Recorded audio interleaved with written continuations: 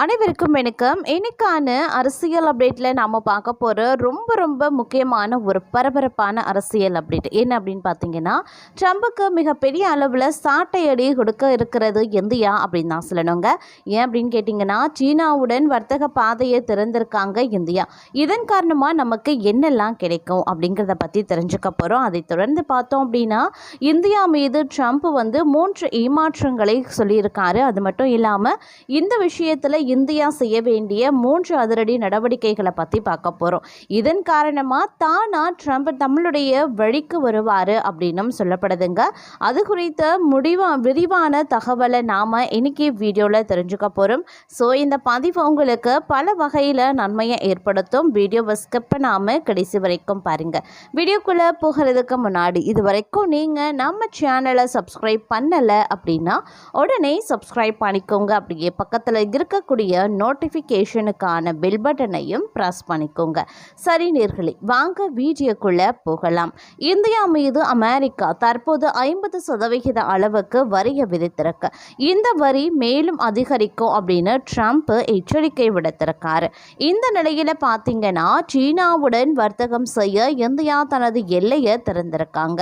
இந்த வழியாக இந்தியாவின் தனிச்சிறப்பு மிக்க பொருட்களும் சீனாவின் பாரம்பரிய பொருட்களும் பரிமாறிக்கொள்ளப்படுது. ஏற்கனவே சீனாவுடன் உத்தரகாண்ட், இமாச்சல பிரதேசம் மற்றும் சிக்கிம் ஆகிய மாநிலங்கள் வழியாக இந்தியா வர்த்தகத்தில் ஈடுபட்டு வந்திருக்காங்க. கடந்த 2019 ஆண்டு இந்த வர்த்தகம் நிறுத்தப்பட்ட நிலையில் தற்போது மீண்டும் வர்த்தகத்தை இந்தியா தொடங்கி இருக்கிறது. இந்தியாவில் இருந்து அமெரிக்காவில் இறக்குமதி செய்யப்படும் பொருட்களுக்கு வரி அதிகரிக்கிறதுனால அவற்றின் விலையும் அமெரிக்காவில் உயர்ந்திருக்கிறது. அதனால இந்திய வர்த்தகம் கொஞ்சம் அடிவாங்கி இருக்கிறது அப்படின்னு தான் சொல்லணும். இந்த வர்த்தக பாதிப்பை சரி செய்ய மத்திய அரசு அனைத்து வழிகளையும் பயன்படுத்த வேண்டிய கட்டாயத்தில் இருக்காங்க. அதை செய்யலை அப்படின்னா நாடு முழுவதும் வர்த்தக பாதிப்பு எதிரொலித்து இலங்கையில் நடந்ததை போல இங்கும் மக்கள் கிளர்ந்து எழுவாங்க. அதனால மத்திய அரசு வேறு வழி இல்லாமல் சீனாவுடனான வர்த்தகத்தை முன்னெப்போதும் இல்லாத வகையில் அதிகரித்திருக்கிறது. குறிப்பாக மேலே சொன்னது போல எல்லை வர்த்தகத்தை அதிகரித்திருக்கிறது அப்படின்னே சொல்லலாம். உத்தரகாண்ட் மாநிலத்தில் லிபுலே கணவாய் வழியாகவும், இமாச்சல பிரதேசம் சிகிப்லா கணவாய் வழியாகவும், சிக்கிமின் நாதுலா கணவாய் வழியாகவும் இதற்கு முன்னர் வர்த்தகம் நடைபெற்று வந்திருக்குங்க. ஆனால் 2019 கால்வான் பள்ளத்தாக்கில் இந்தியா சீனா வீரர்கள் மோதிக்கொண்டதால் இந்த வர்த்தகம் நிறுத்தப்பட்டிருந்துச்சு. தற்போது இந்த நிலையில் பார்த்தோம் அப்படின்னா, அமெரிக்கா வரியை சமாளிக்க மீண்டும் இந்த வர்த்தகத்தை தொடங்கி இருக்கிறாங்க. இந்த எல்லை வழி வர்த்தகத்தில் கம்பளி, பட்டு, சீனா தேநீர், காலணிகள், ஆடைகள், போர்வைகள், கம்பளங்கள், உப்பு, புராக்ஸ் அப்படின்னா கனிம உப்பு, ஆயுர்வேத மூலிகைகள் போன்ற சில உள்ளூர் தயாரிப்புகள் இறக்குமதி சீனாவில் இருந்து செய்யப்பட்டிருக்கு. அதே போல் இந்தியாவில் இருந்து விவசாய உபகரணங்கள், போர்வைகள், காபி, தேநீர், அரிசி மாவு, காய்கறிகள், மலாய் பொருட்கள், மசாலா பொருட்கள், சிகரெட்டுகள், எழுது பொருட்கள், வீட்டு உபயோக பொருட்கள், கைவினை பொருட்கள் போன்றவை ஏற்றுமதி செய்யப்பட்டிருக்கு. இந்த வர்த்தகம் எல்லையோர மாநிலங்களின் வளர்ச்சிக்கு பெரிய அளவில் உதவியாகவும் இருந்திருக்கு. அமெரிக்க வரியை எதிர்கொள்ள இந்த வர்த்தக பாதையை இந்தியா மீண்டும் திறந்திருப்பது வரவேற்புக்குரியது அப்படின்னு பலரும் பாராட்டுக்களை தெரிவித்து வந்துட்டுருக்காங்க. அதே மாதிரி பிரிக்ஸ் நாடுகளுடனான வர்த்தகத்தையும் தீவிரப்படுத்த இந்தியா முயன்று வந்துட்டு இருக்கு. குறிப்பா வர்த்தகத்தை கடந்து என்ன பிற பொருளாதார நடவடிக்கைகளுக்கு மத்திய அரசு ஒத்துழைப்பு கொடுத்து வந்துட்டு இருக்காங்க.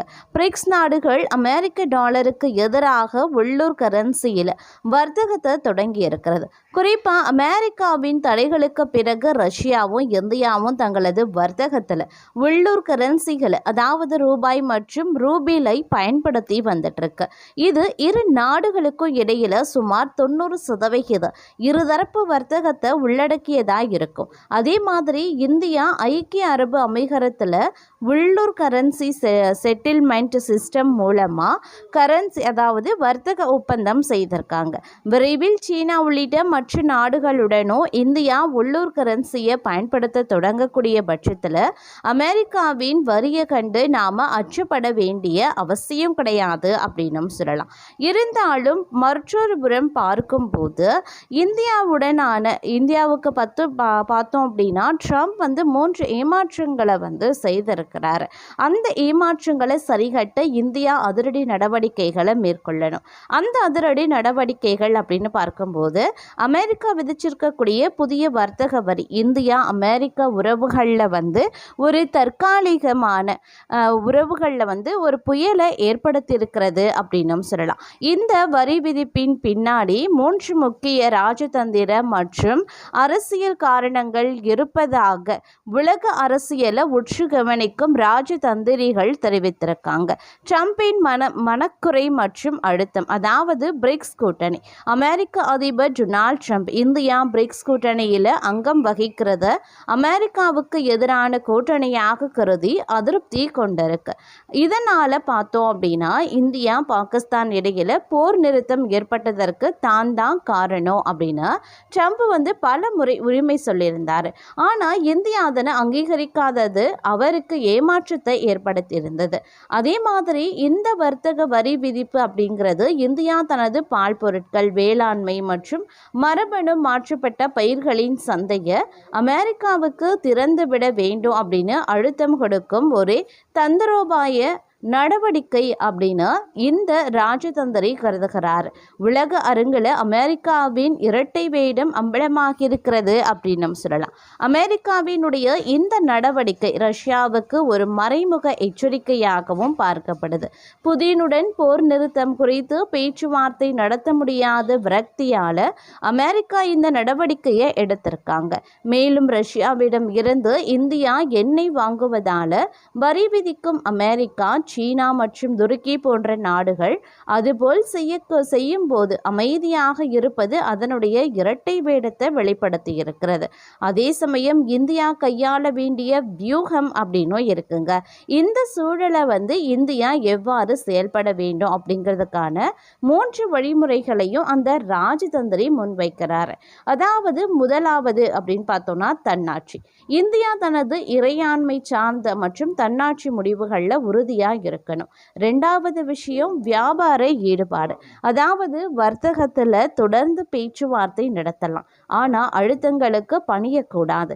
அதே நேரத்தில் எந்தெந்த துறைகளில் வர்த்தக தளர்வுகளை அளிக்கலாம் அப்படிங்கிறதையும் ஆராயணும். 3வது விஷயம் அமெரிக்காவினுடைய தேவை. அதாவது சீனாவுக்கு எதிராக அமெரிக்காவுக்கு இந்தியா ஒரு முக்கிய பங்காளியாக இருப்பதையும் இந்தியா ஒரு பெரிய நுகர்வோர் சந்தையாக இருப்பதையும் தொழில்நுட்ப மற்றும் பாதுகாப்பு துறையில் ஒரு முக்கியமான அங்கம் வகிக்கும் அப்படின்னும் சொல்லியிருக்காங்க அந்த ராஜதந்திரி. இது ஒரு பயமுறுத்தல் மட்டுமே அப்படின்னும் நாம் பயப்படவில்லை அப்படின்னு தெரிந்தால் அமெரிக்காவை இறங்கி வரி விதிப்பை வாபஸ் பெற்றுவிடும் அப்படின்னும் இந்த நிலை விரைவில் சரியாகும் அப்படின்னும் நம்பிக்கை தெரிவித்திருக்காங்க. இந்த நிலைப்பாட்டில் இருந்து விலகாமல் இந்தியா தனது நீண்ட கால ராஜதந்திர உறவுகளை வெளிப்படுத்த வேண்டும் அப்படின்னு அவரும் அறிவுறுத்தி இருக்கிறதும் குறிப்பிடத்தக்க ஒரு விஷயம் அப்படின்னும் சொல்லலாம். அது மட்டும் இல்லாமல் அலாஸ்காவில் அமெரிக்க அதிபர் ட்ரம்ப் ரஷ்ய அதிபர் புதின் சந்திக்க போறாங்களாம். ட்ரம்பினுடைய நீண்ட நாள் குறிக்கோள்களில் ஒன்று ரஷ்யா உக்ரைன் போரை நிறுத்த வேண்டும் அப்படிங்கிறது தான். அதற்கான விடை இன்றைய சந்திப்பில் தெரிந்துவிடும் அப்படின்னே சொல்லலாம். இதுவரைக்கும் புதின் இந்த போரை நிறுத்துவதற்கான எந்த அறிகுறியையும் காட்டியதில்லை. உக்ரைன் தரப்பில் உக்ரைன் அதிபர் ஜெலன்ஸ்கி மற்றும் புதின் நேரில் சந்தித்து பேச்சுவார்த்தை நடத்த வேண்டும் அப்படின்னு எவ்வளவு முயற்சிகள் எடுத்தும் ரஷ்யா பக்கத்தில் இருந்து அதற்கு ரெட் பிளாக் தான் போட்டிருக்காங்க. ஆரம்பத்தில் ட்ரம்புமே தனது நண்பர் புதின் நான் சொன்னால் போரை நிறுத்துவார் அப்படின்னு சொல்லி வந்துட்டு இருந்தார். ஆனால் அப்போது கூட அவருக்கே தெரிந்திருக்கு புதின் யார் சொன்னாலும் கேட்க மாட்டார் அப்படிங்கிறது. அதனால் ட்ரம்ப் வரிய காட்டி பயமுறுத்த தொடங்கியும் விட்டார்.